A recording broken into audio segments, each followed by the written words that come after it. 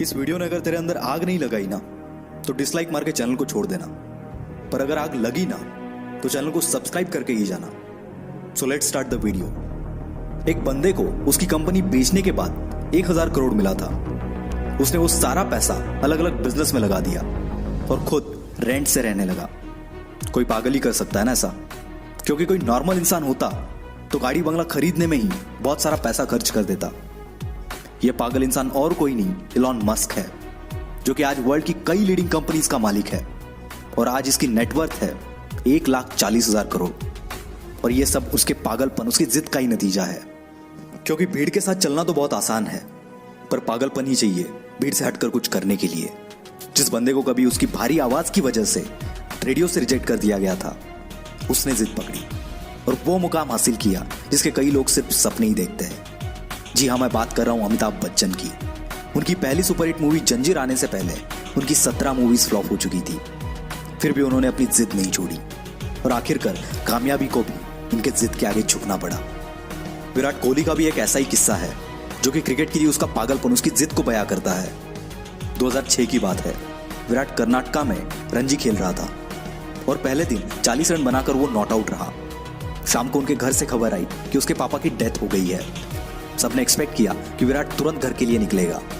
Coach ने तो यहां तक डिसाइड कर लिया था कि उसकी जगह पर और कौन खेलेगा, पर दूसरे दिन विराट बल्ला लेके स्पीच पे खड़ा था और इस हालात में उसने सेंचुरी लगाई और अपनी टीम को जिताकर ही वो अंतिम संस्कार के लिए निकल गया। इसे पागलपन नहीं तो और क्या कहेंगे। लाखों में किसी एक के पास ही ऐसी जिद, ऐसा पागलपन होता है और वही कुछ हटके कर जाता है। दिन का 15-15 घंटा काम करने के लिए सिर्फ एनर्जी नहीं, बल्कि उस काम को करने के लिए वो जिद, वो पागलपन होना चाहिए। क्योंकि ऐसे जिद्दी, ऐसे पागल लोग परसेंटेज में नहीं, नंबर्स में होते हैं। ऐसी एक जिद और पागलपन से भरी हुई कहानी है दशरथ मांझी की, जो कि अपनी पत्नी को टाइम पर हॉस्पिटल ना पहुंचा पाए, क्योंकि उनके गांव से हॉस्पिटल के पीछे एक बहुत बड़ा पहाड़ था और उसी वजह से उनकी पत्नी का देहांत हो गया। बंदे को गुस्सा आ गया और इसी गुस्से को उसने अपनी जिद में बदल दिया और इस बंदे ने केवल छेनी हथौड़े से 22 साल में 55 किलोमीटर का पहाड़ तोड़ दिया। ये पागलपन नहीं तो क्या है। ऐसी जिद तब पैदा होती है जब दिल टूटता है। कुछ लोग तो इसमें बिखर जाते हैं, पर जो इस दर्द को, इस गुस्से को जिद में बदल देता है, उस बंदे को रोकना नामुमकिन है।